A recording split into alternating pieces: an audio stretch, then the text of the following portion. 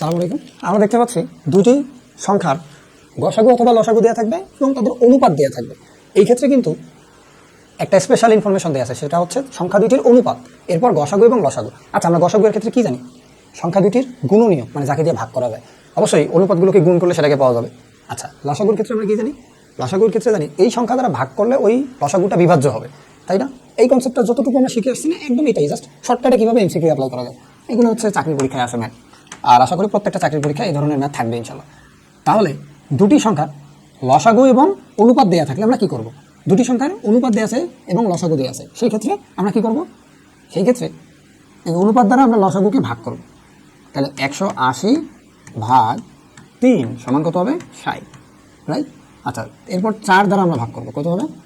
180 ভাগ 4 সমান কত? 45।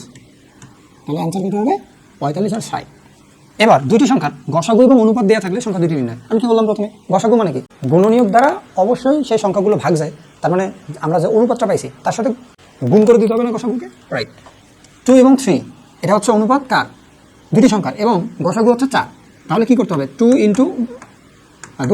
গুণ 4, তাহলে কত হবে? 8, আর 3 গুণ 4 সমান হবে 12। তাহলে অবশ্যই সংখ্যা দুটি 8 এবং 12।